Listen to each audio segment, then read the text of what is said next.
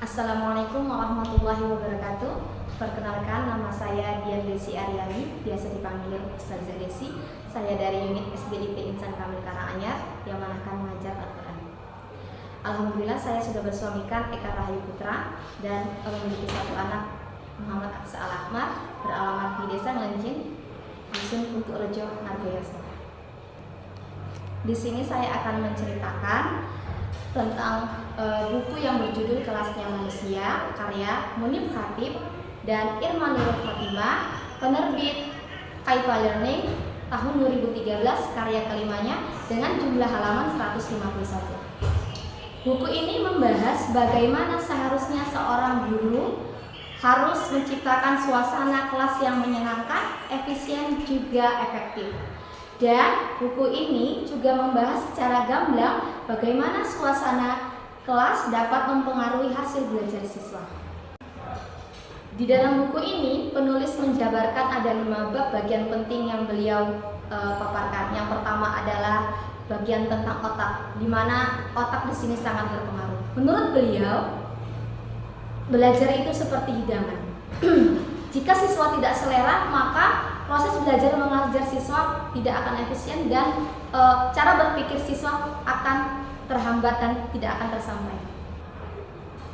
Mendisplay kelas, terutama pada dinding-dinding kelas, beliau menyebutkan bahwa ini adalah berkaitan tentang selera belajar siswa. Penulis juga menyebutkan bahwa otak super manusia terletak pada 3 bagian. Yang pertama adalah otak reptil, yang kedua adalah otak limbik, yang ketiga adalah otak neokortex. Otak reptil adalah otak sang penjaga. Jika otak ini merasa terpuaskan, maka akan lanjut ke otak limbik. Dan jika otak limbik merasa terpuaskan, maka akan lanjut ke otak neokortex. Dan disinilah proses berpikirnya anak mulai bekerja seperti itu. Jadi mendisplay kelas dengan hubungannya dengan otak super manusia itu sangat berkaitan. Menurut penulis, selera belajar itu akan muncul jika otak reptil terpuaskan. Maka dari itu beliau menyarankan bahwa setiap pendidik sebelum masuk kelas sebaiknya berpenampilan menarik. Kemudian yang kedua, mendisplay kelas yang unik. Kemudian yang ketiga, mendesain strategi pembelajaran yang berbeda. Di bab kedua,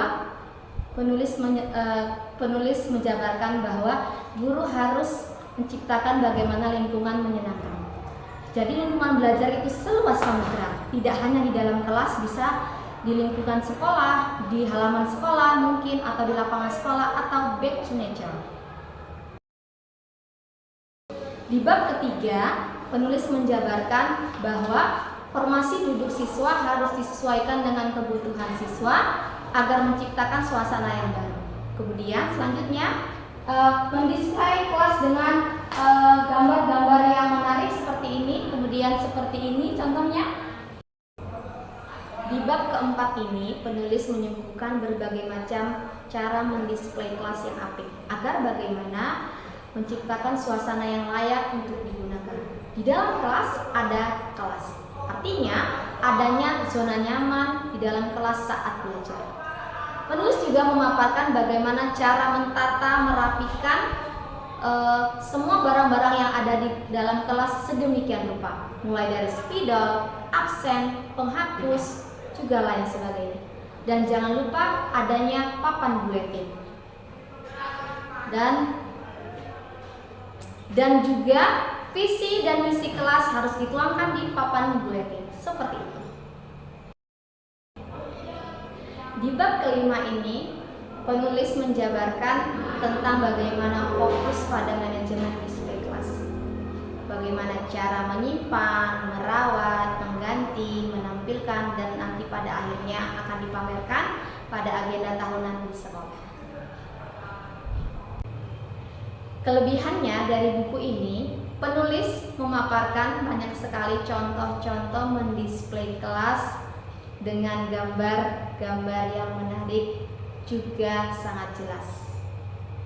Saya merekomendasikan kepada khususnya guru baru agar menginspirasi bagaimana cara mengelola kelas yang baik, efektif, juga efisien. Kesimpulannya, penulis memaparkan bahwa setiap guru harus mampu memuaskan otak reptil siswanya. Karena jika otak reptil terpuaskan, maka daya ingat atau daya serapan murid kepada pembelajaran akan mudah dan akan berpengaruh kepada hasil belajar siswa. Kelas itu dinamakan kelasnya manusia tanpa batas. Siswa bisa belajar di mana saja. Oleh karena itu, dinding-dinding kelas yang bisu pun bisa dijadikan tempat media pembelajaran. Bagaimana cara kita mendisplaynya? Yaitu seperti adanya angkutan umum, kemudian angkutan transportasi, kemudian adanya hewan, adanya angka-angka, kemudian adanya tanaman, dan juga adanya alfabet dan lain sebagainya. Seperti itu. Demikian resume dari saya, mudah-mudahan bermanfaat. Ila liqa, ma'assalamah. Wassalamualaikum warahmatullahi wabarakatuh.